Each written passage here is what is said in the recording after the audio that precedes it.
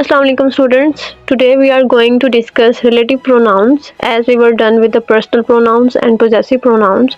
So today we are going to focus on the relative pronouns. Relative pronouns भी वही काम करते हैं जो कंजंक्शंस काम करती हैं कि ये दो क्लॉजेस को ये दो वर्ड्स को आपस में ज्वाइन कर रही होती हैं। तो रिलेटिव प्रोनाउंस का भी वही काम होता है, ये भी लिंकिंग वर्ड्स होते हैं, ज्वाइनिंग वर्ड्स होते हैं जो कि ज्वाइन करते हैं दो क्लॉजेस को। तो रिलेटिव प्रोनाउन को समझने से पहले आपको पता होना चाहिए, you should have a clear idea of what a clause really is. तो क्लॉजेज वो ग्रुप ऑफ वर्ड्स होते हैं जो कि मैं क्लास में काफ़ी दफ़ा बता चुकी हूँ। क्लॉजेज और फ्रेजेस के दरमियान डिफरेंस के क्लॉजेज वो ग्रुप ऑफ वर्ड्स होते हैं जो मीनिंगफुल सेंस दे रहे होते हैं आपको, और एट द सेम टाइम इसके बाद सब्जेक्ट भी होता है और वर्ब भी होता है। आपको स्क्रीन पे सबसे पहले क्लॉजेज की डेफिनेशन ही नज़र आ रही है और उसको एग्जाम्पल से मैंने डिफ़ाइन किया हुआ है, और उसके बाद आपको रिलेटिव प्रोनाउन की डेफिनेशन नज़र आ रही है। ठीक है, साथ में मैंने आपको ये भी बताया हुआ है कि क्लॉजेज जो हैं वो दो तरह के होते हैं, एक डिपेंडेंट क्लॉजेज होते हैं और दूसरे इंडिपेंडेंट क्लॉजेज होते हैं। अगर आपकी सेंस बिल्कुल कंप्लीट है, आपको साथ में कुछ और वर्ड्स ऐड करने की ज़रूरत नहीं है, आपको समझ आ रही है उन ग्रुप ऑफ वर्ड्स की, तो वो group of words independent clause कहलाएंगे। और अगर आपकी सेंस कंप्लीट नहीं है उसके अंदर, तो फिर वो क्या कहलाएंगे, डिपेंडेंट क्लॉज कहलाएंगे। अब मेरी एग्जाम्पल में लिखा हुआ है, I remember what he said yesterday. मुझे याद है कल उसने जो कहा था। यहाँ पे आई सब्जेक्ट है और रिमेंबर वर्ब है, तो यहाँ पे एक क्लॉज हमारा कंप्लीट हो गया। उसके बाद लिखा हुआ है व्हाट, जो कि एक रिलेटिव प्रोनाउन है जो कि इनको ज्वाइन कर रहा है अगले क्लॉज के साथ। आगे लिखा हुआ है ही सेड, ही भी एक सब्जेक्ट है और सेड जो है वो वर्ब है, और ये दूसरा क्लॉज कंप्लीट हो गया। और एंड पे जो यस्टरडे लिखा हुआ है ये एक एडिशनल इन्फॉर्मेशन है कि कोई भी बात कब हुई है। यस्टरडे ग्रामर की रूह से एक एडवर्ब है जो हमें टाइम के बारे में बता रहा है, और जो टाइम बताने वाले वर्ड्स होते हैं या ये बताने वाले वर्ड्स होते हैं कि प्लेस बताने वाले कि कोई भी काम कहाँ हुआ है, कब हुआ है, क्यों हुआ है, कैसे हुआ है, वो सारे एडवर्ब्स होते हैं। तो इस वजह से यस्टरडे यहाँ पे एडवर्ब के तौर पे काम कर रहा है। और दरमियान में जो व्हाट लिखा हुआ है वो एक रिलेटिव प्रोनाउन है। मैंने आपको एग्जांपल तो दी है क्लॉजेस की, लेकिन एट द सेम टाइम इसमें आपको रिलेटिव प्रोनाउन का भी थोड़ा पता चल रहा है कि उसको हम इस तरीके से यूज़ करते हैं।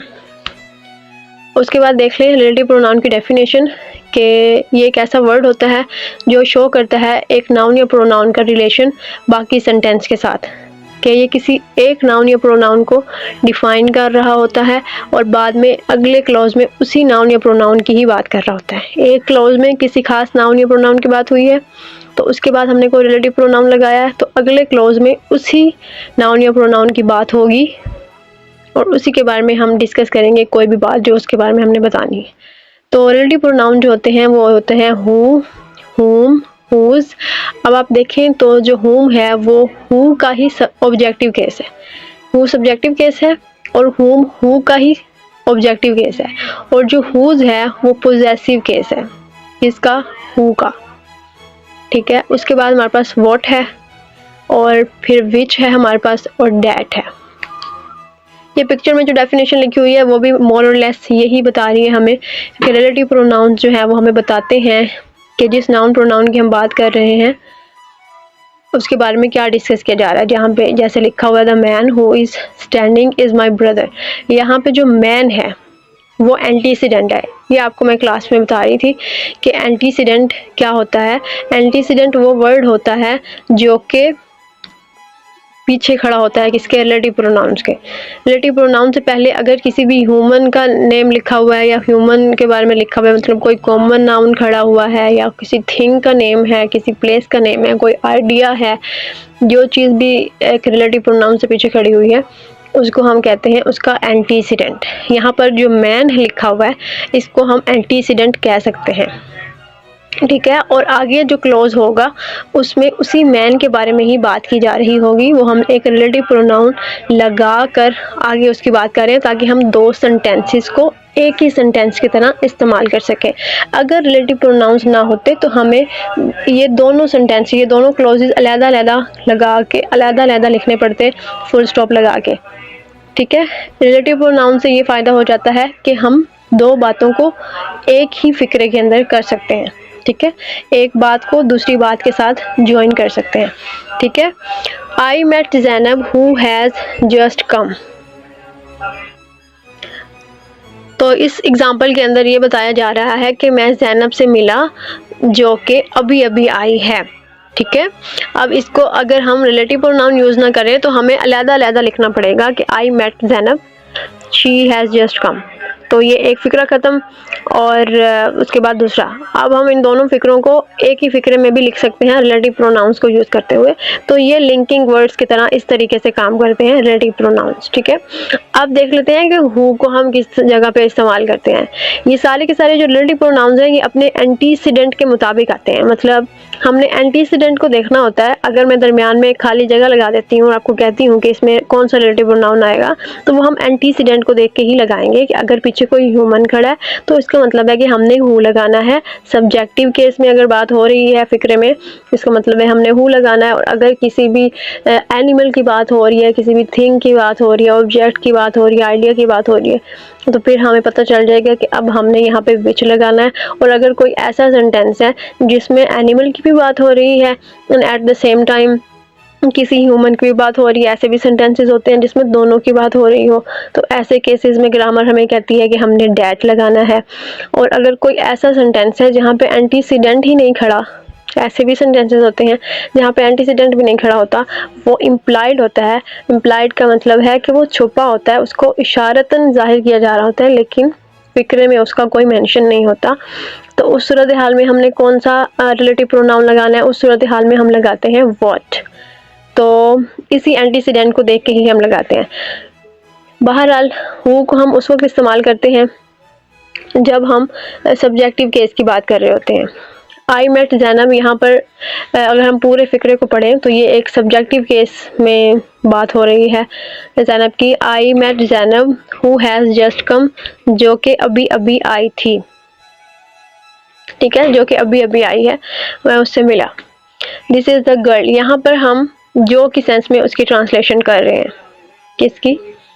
हु की ट्रांसलेशन कर रहे हैं ना, तो जो की सेंस पे कर रहे हैं। लेकिन जब हम हुम किस तौर पे हम फ़िक्रे में इसकी ट्रांसलेशन करते हैं तो वो थोड़ी डिफरेंट होती है। और इस तरीके से भी आप याद कर सकते हैं कि इसकी ट्रांसलेशन किस तरह से हो रही है, जो में हो रही है या फिर जिसने की सेंस में हो रही है। वो आगे जब मैं होम करवाऊंगी ना तो वहाँ पे थोड़ी आप ट्रांसलेशन में डिफरेंस देखिएगा। This is the girl who works hard, यही वो लड़की है जो बहुत मेहनत करती है। ठीक है, तो ये यहाँ पे हु क्लियर हो गया कि इसको ह्यूमंस के लिए इस्तेमाल किया जाता है। उसके बाद होम को देखें जो कि ऑब्जेक्टिव केस ऑफ ह्यूमंस के लिए इस्तेमाल किया जाता है। I met Zainab whom you invited.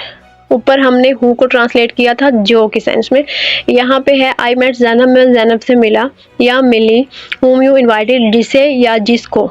यहाँ पे इसकी ट्रांसलेशन हो रही है जिसे या जिसको।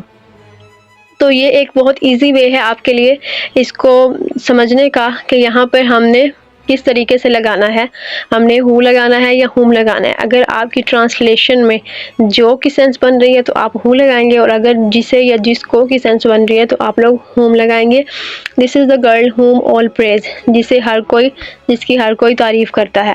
मायरा इज़ द गर्ल हुम ही लव्स, मायरा ही वो लड़की है जिससे वो मोहब्बत करता है, जिससे या जिसको।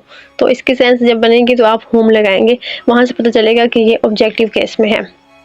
उसके बाद हुज को देख लेते हैं। Whose is use for the possessive case of humans. Possessive case को मैं काफ़ी दफ़ा हर क्लास में आपकी बता चुकी हूँ कि पोजेसिव केस वो केस होता है जो हमें मलकियत बताता है।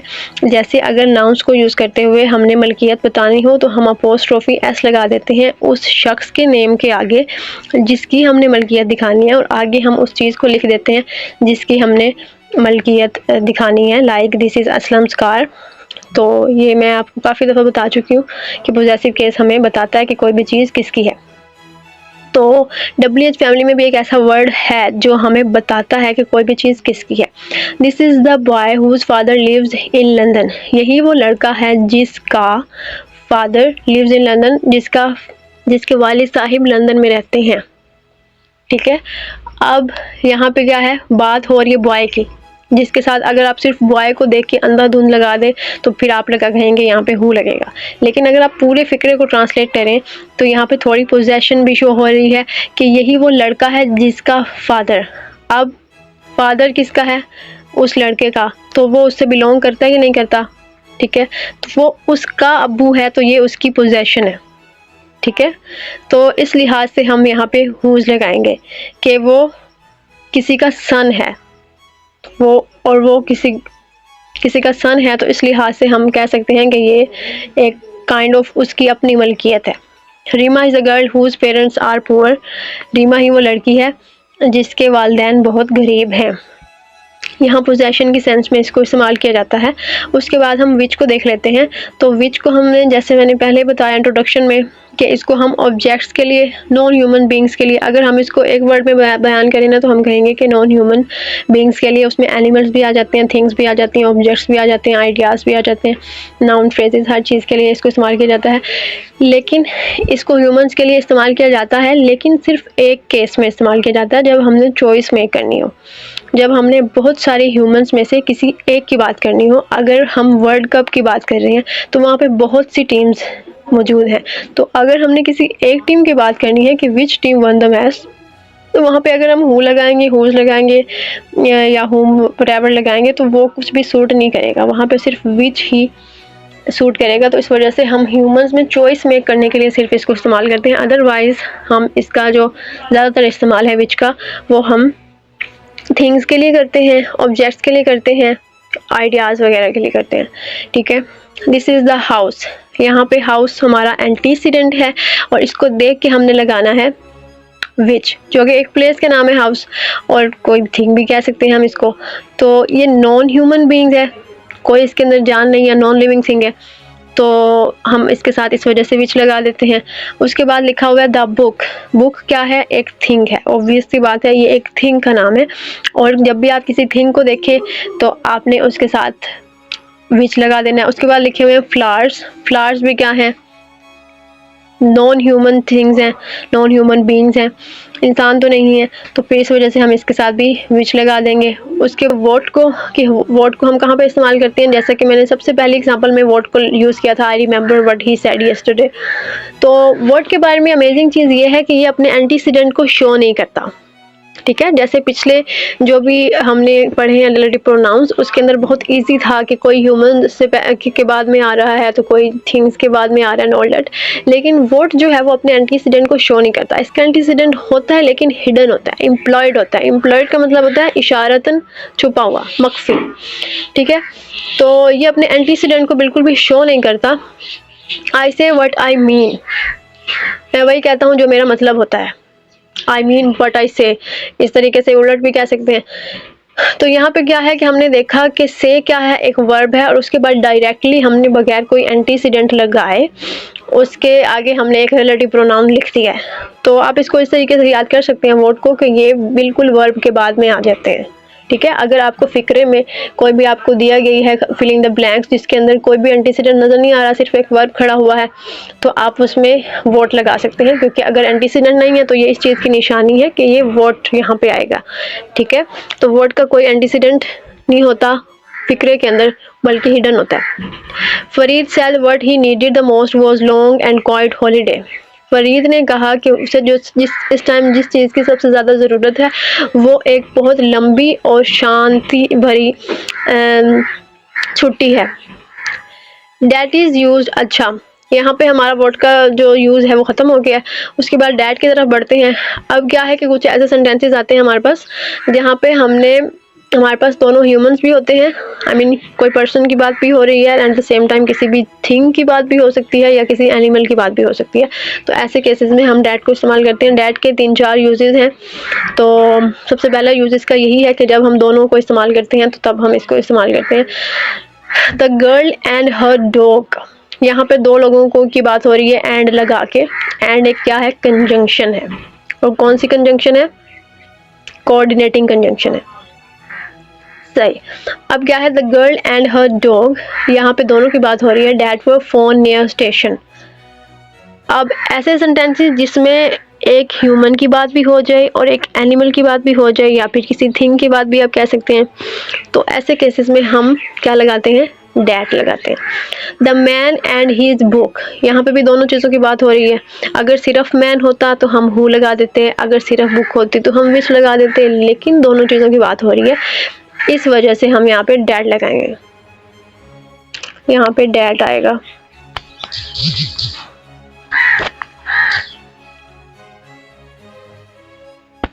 उसके बाद देखें the yoga teacher and his dog that are generally seen around. यहाँ पे भी क्या है कि एक डॉग की बात हो रही है और एक ह्यूमन की बात, यानी कि एक टीचर की बात हो रही है, इस वजह से हमने यहाँ पे डैट लगाया। उसके बाद देखें दूसरा यूज डैट का क्या होता है।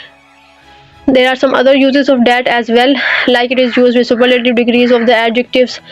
क्या है कि जब भी सुपरलेटिव डिग्री, एक पॉजिटिव डिग्री होती है एडजेक्टिव की, एक होती है उसकी कंपैरेटिव डिग्री, और सबसे जो आखिरी और सबसे जो बेहतरीन डिग्री उसकी होती है वो सुपरलेटिव डिग्री होती है, एंड वाली जो डिग्री होती है। और उसके साथ हमेशा हम डैट को इस्तेमाल करते हैं। For example, she is the most beautiful girl that I have ever seen. The most, यहाँ पे सुपरलेटिव डिग्री कौन सी है? The most beautiful.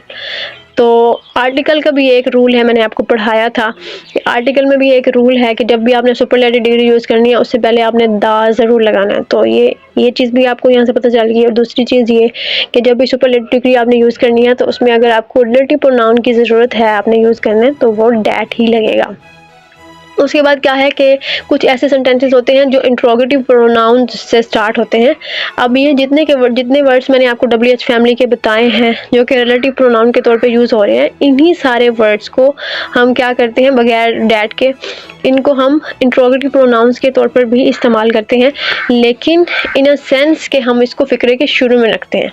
Relative pronoun में यूज़ कर रहे हैं तो फ़िक्र के दरमियान में रखेंगे, लेकिन इंट्रोगेटिव प्रोनाउन के तौर पे यूज़ कर रहे हैं तो इन्हीं WH फैमिली को हम फ़िक्र के शुरू में लिखेंगे, like who is at the door. ठीक है। और दूसरे सेंटेंसेस में क्या होता है? This is the man who met me yesterday, और इस तरीके से इस्तेमाल करते हैं। तो इंट्रोगेटिव प्रोनाउन से अगर कोई फिक्रा स्टार्ट हो रहा है तब भी हम उसके अंदर अगर कोई रिलेटिव प्रोनाउन यूज़ करना चाह रहे हैं, ठीक है, एक तो हमने उसके अंदर इंट्रोगेटिव प्रोनाउन यूज़ कर दिया और फिर अगर हमें किसी रिलेटिव प्रोनाउन की ज़रूरत है तो वो हम डैट लगाएंगे। For example, what is there that is impossible for God. यहाँ पे क्वेश्चन मार्क आएगा। ऐसी क्या चीज़ है जो खुदा के लिए इम्पॉसिबल है? ठीक है। उसके बाद है कुछ ग्रुप ऑफ वर्ड्स जो अगर आपको फिक्रे में नज़र आ रहे हैं तो उनके साथ में डैट ज़रूर आएगा, और वो ग्रुप ऑफ वर्ड्स हैं all, none, nobody, nothing, any, everything, the, only, the, little and the few. ठीक है। ये कुछ वर्ड्स हैं जो अगर आपको फिक्रे में नज़र आ रहे हैं तो इनके साथ में द ज़रूर, I mean to say that ज़रूर लगेगा। ये इसका आखिरी यूज़ है और आई डोंट थिंक इतना डिटेल में आएगा, लेकिन फिर भी आपने इन वर्ड्स को याद करना है ताकि आपको पता हो कि हमने यहाँ पे डैट लगाना है। I have given you everything, यहाँ पे वर्ड यूज़ हुआ है एवरीथिंग का। ठीक है। तो इस वजह से हमने आंखें बंद करके उसके आगे डैट लगा दिया है। ऑल डैट ग्लिटर्स, ये तो आप सब ने सुना होगा। यहाँ पे वर्ड यूज़ हुआ है ऑल का, तो इस वजह से हमने साथ में डैट लगा दिया। उसके बाद लिखा हुआ है I do nothing that can hurt you, मैं ऐसा कुछ भी नहीं करता जिससे तुम्हें तकलीफ पहुँचे। ठीक है। यहाँ पे नथिंग का वर्ड यूज़ हुआ है इसलिए हमने उसके आगे डैट लगा दिया है। तो ये कुछ एग्जाम्पल्स में मैंने इन वर्ड्स को यूज़ करके भी दिखाया है, बाकी में भी इसी तरह से यूज़ होता है। I think it's enough for today. अभी आई थिंक इट्स इनफ आपको समझ आ जानी चाहिए इसकी। अल्लाह हाफिज़ फॉर टुडे।